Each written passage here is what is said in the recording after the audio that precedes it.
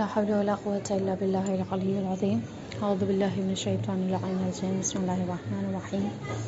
رب اشرح لي صدري ويسر لي أمري واحلل عقدة من لساني يفقهوا قولي. اللهم صل على محمد وآل محمد وعجل فرجهم. قرآن عزیزان السلام علیکم ورحمۃ اللہ وبرکاتہ.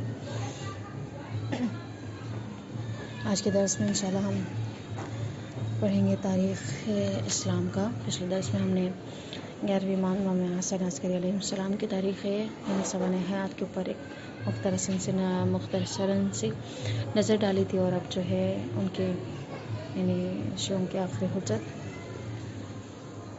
ان کے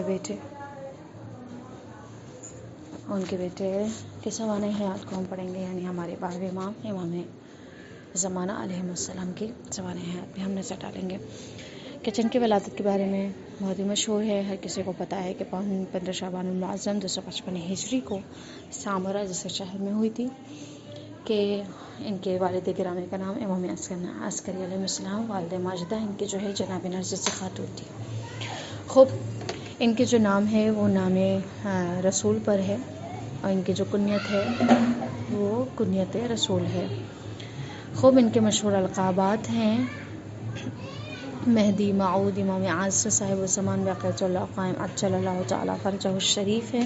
یہ ساری ان کے جو ہیں القابات ہیں. خوب اس کے بعد کہہ رہے ہیں کہ خود فرمان حضرت رسول خدا صلی اللہ علیہ وآلہ وسلم ہے کہ میرے مثلا ان کے متعلق مثلا امام زمانہ علیہ السلام کے متعلق فرمایا انہوں نے کہ میرا نام اس کا نام ہوگا، میری کنیت اس کی کنیت ہوگی. یعنی جس طرح سے رسول خدا کا نام محمد ہے، ان کا بھی نام اسی طرح ہے. ان کی کنیت ابوالقاسم ہے تو ان کی بھی کنیت وہی ہے. اور انہوں نے پیشن گوئیاں کی تھیں، یعنی رسول اکرم نے پیشن گوئیاں کی تھیں کہ اس بات کی وضاحت ہے کہ اطرت اور حضرت فاطمہ زہرا کی اولاد میں سے ہوں گے، اور امام مہدی کے ظہور آخری زمانے میں ہوگا. اور حضرت عیسیٰ جو نبی خدا تھے، ان کے ظہور کے بعد ان کے پیچھے آ کر جب ان کا ظہور ہو جائے گا امام کا، تو انشاءاللہ ان کے پیچھے آ کر کیا کریں گے، نماز کو افتتاح کریں گے.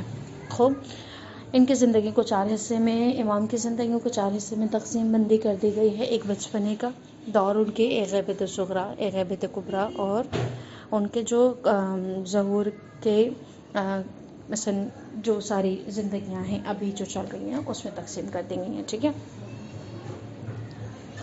ظہور کے زمانے کو خوب یہاں پہ 4 حصوں میں تقسیم کیے: بچپنا، غیبت صغریٰ، غیبت کبریٰ اور ظہور کا زمانہ. ٹھیک ہے، یہ جو ہمارا آخری زمانہ چل رہا ہے.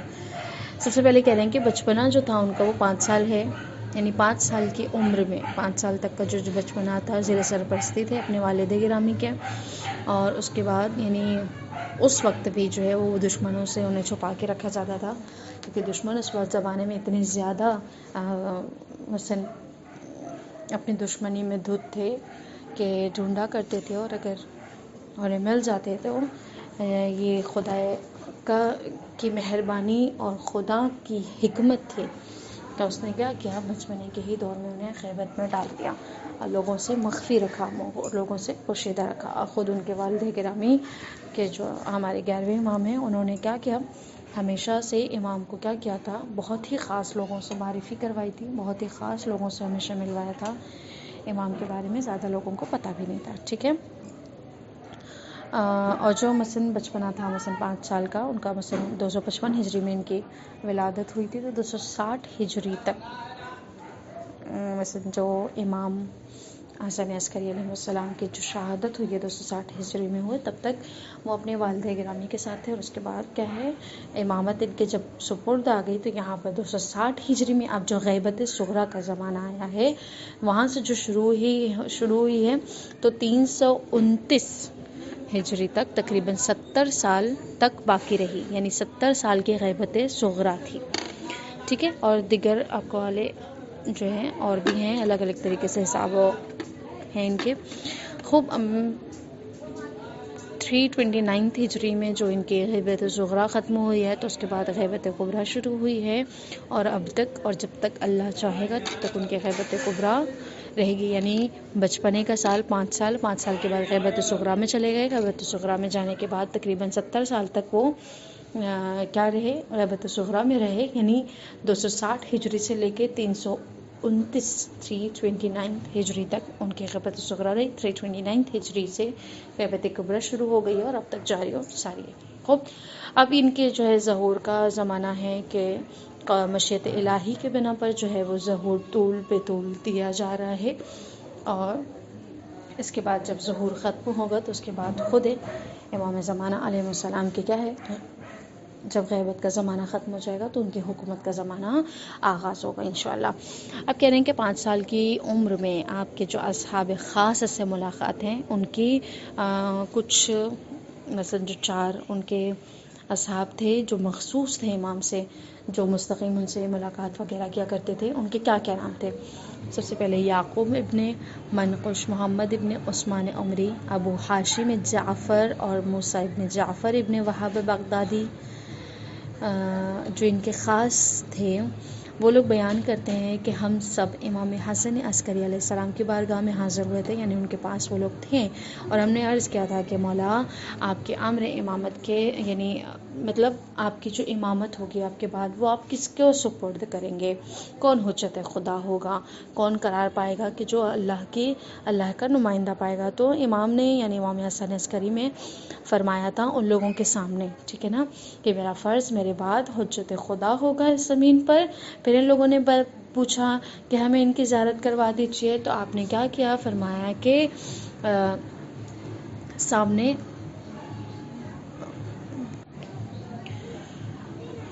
ایک کہہ رہے ہیں کہ امام سے جب ہم لوگوں نے کہا کہ امام ہمیں ان کی زیارت کروا دیجیے، تو امام نے کہا کہ سامنے جو ایک پردہ ہے اسے اٹھاؤ. تو جب ہم نے اٹھایا اس پردے کو تو ہم نے دیکھا کہ بہت ہی نہایت خوبصورت سے ایک بچہ تھا کہ جو سامنے آیا، اور آنے کے بعد وہ اپنے والد کے گود میں آ کر بیٹھ گیا، یعنی امام کے گود میں آ کر بیٹھ گیا. اس کے بعد امام نے اشارہ کیا اور کہا کہ یہی میرے بعد کیا ہوگا، حجت خدا ہوگا، میری امامت اس کے سپرد ہوگی. اور بیان کرتے ہیں محمد ابن عثمان کہتے ہیں کہ ہم جو ہے اس وقت ہم 40 افراد تھے، ہم لوگوں نے اپنی آنکھوں سے امام کی جو ہے زیارت کی اور امام کو دیکھا. اس کے بعد امام نے اس بچے کو جو ہے وہ کہا کہ تم چلے جاؤ، اور وہ اندر چلے گئے. جب وہ اندر چلے گئے تو امام نے دوبارہ سے پردہ ڈلوا دیا، اور اس کے بعد کہا کہ یہ جو ہے اب آج کے بعد تم لوگ اسے نہیں دیکھ پاؤ گے. اور اسی وقت سے کیا ہو گیا، وہاں سے غیبت امام شروع ہو گئی تھی. حضرت امام زمانہ کے جو نبوت کے آئینے میں مثلا نبیوں نے جو پیشن گوئیاں کی، نبیوں کے جو اقوال میں ملتا ہے ان کا ذکر، وہ یہاں پر چند جو ہے وہ بیان کیے جا رہے ہیں. علامہ طبرسی بحوالہ حضرت ائمہ معصومین علیہ السلام کہتے ہیں، یعنی تحریر کرتے ہیں کہ حضرت امام مہدی عجل اللہ تعالیٰ فرجہ الشریف میں بہت سارے انبیاء کرام کے حالات اور کیفیات نظر آتے ہیں. خوب، یہاں پہ یعنی علماء کرام کی تحریروں میں کہ کچھ مثلا جو ان کی چیزیں ہیں جو مشابہت رکھتی ہیں، جو ان سے میل کھاتی ہیں، وہ کچھ چیزیں ہیں جو انبیاء علیہ السلام کی زندگی سے ملتی جلتی ہیں. ان کی چند کچھ مثالیں ہیں کہ حضرت نوح علیہ السلام کی طرح ان کی طویل زندگی، یعنی جس طرح سے جناب نوح علیہ السلام کی زندگی طولانی تھی جناب نوح علیہ السلام کی، اسی طرح سے ان کی بھی زندگی طولانی ہے. حضرت یوسف علیہ السلام کی جو خواص آپ کی غیبت ہو گئی، یعنی عام اور خاص، کہ جس طرح سے جناب یوسف لوگوں کے درمیان سے چلے گئے تھے، اور ایک چھوٹی تھی عام تھی غیبت ان کی، اس زمانے میں ان کی وہ غیبت تھی، لوگوں کے درمیان نہ رہنا اور کہیں اور چلے جانا، لوگ نہیں پہچانتے تھے انہیں. اسی طرح سے امام کی بھی خصوصیات میں سے ہے کہ ان کی بھی غیبت کیا ہے، ایک عام تھی اور ایک خاص تھی. ٹھیک ہے، حضرت یونس علیہ السلام کی طرح قوم سے غائب ہو کر بڑھاپے کے باوجود جوان نظر آنا، اور جب ظہور ہوگا تو ان کا بھی وہی حال ہوگا کہ جس طرح سے وہ جوان نظر آئے تھے قوم کے درمیان، ان کا بھی کیا ہوگا، اپنے جب درمیان لوگوں کے آئیں گے ظہور کریں گے تو 40 سال جوان کی شکل میں ظہور کریں گے. پھر جناب ایوب علیہ السلام کی طرح بہت سارے امتحانات کے بعد بھی آپ کو فرج و گشائش نصیب ہوگی، یعنی بہترین طریقے سے، یعنی ہر امتحان کے بعد انہیں بہترین عوض ملنے والا ہے. حضرت عیسیٰ علیہ السلام کی طرح ان کے بارے میں لوگوں نے اختلاف کیا.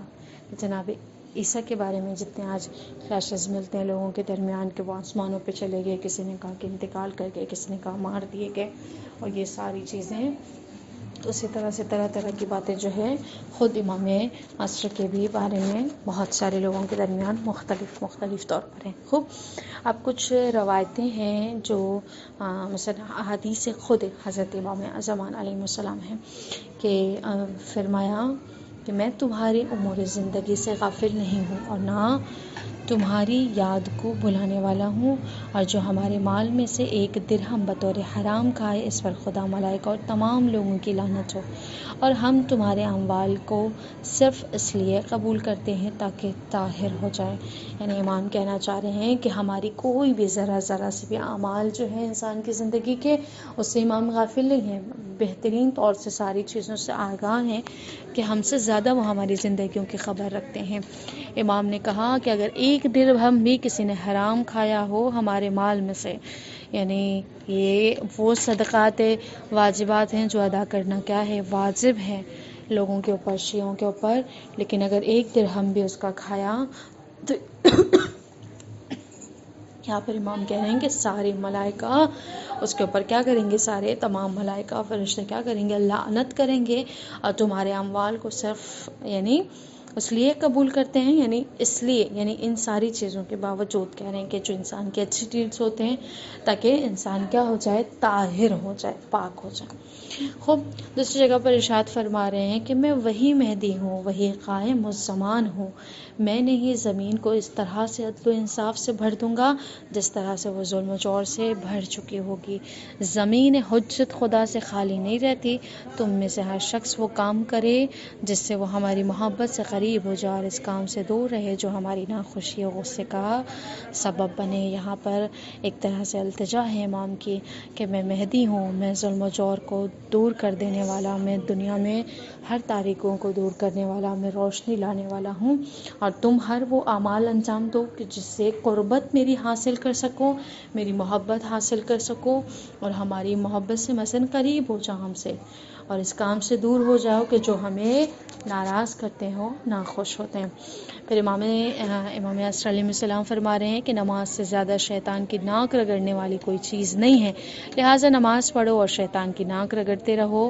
زمین میں بقیت اللہ ہوں اور دشمنان خدا سے انتقام لینے والا ہوں.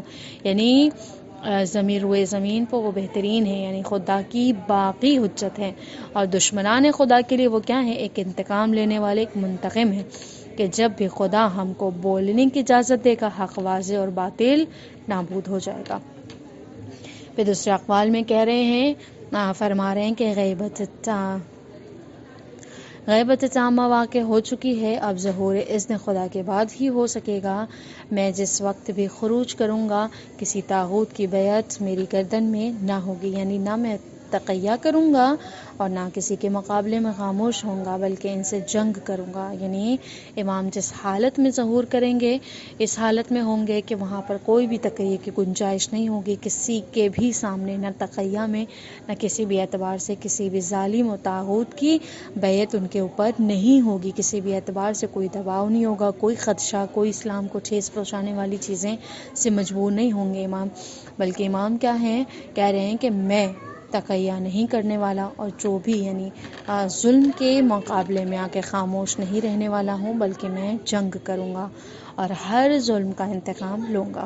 خوب، پانچواں اقوال امام عصر علیہ السلام کا یہ کہ امام ارشاد فرما رہے ہیں، اے اللہ ہم کو اطاعت الہی کی توفیق و معصیت سے دوری، صدق نیت، اپنے احترام کی معرفت کے روزے میں رحمت فرما، اور ہم کو راہ ہدایت و استقامت عطا فرما. ہماری زبانوں کو راستی و حکمت سے استوار کر دے، یعنی صدق بولنے کا اور حکمت والی باتیں کرنے کی توفیق عطا فرما. ہمارے دلوں کو علم و معرفت سے بھر دے، ہمارے شکموں کو حرام اور شبہ کے غذا سے پاک کر دے، یعنی وہ غذا بھی جس میں ڈاؤٹ ہوتا ہے، جس میں شک و شبہ ہوتا ہے، اس سے بھی پاک کر دے.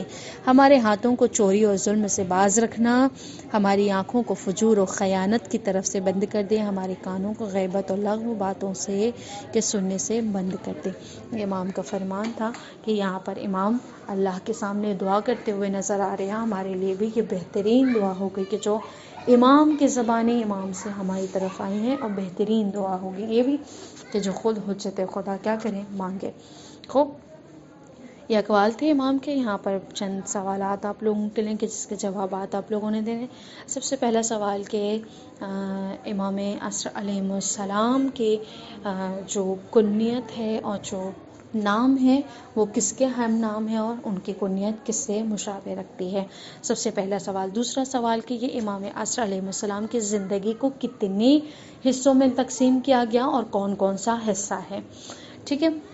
تیسرا سوال یہ کہ امام عصر علیہ السلام کے جب ظہور میں داخل ہوئے یعنی غیبت صغری جب غیبت کی زندگی میں داخل ہوئے، غیبت صغری جب ان کی شروع ہوئی ہے تو وہ غیبت صغری شروع ہونے آغاز ہونے پر ان کی جو عمر تھا، جو سن تھا، وہ کتنا تھا اور ہجری کون سی تھی.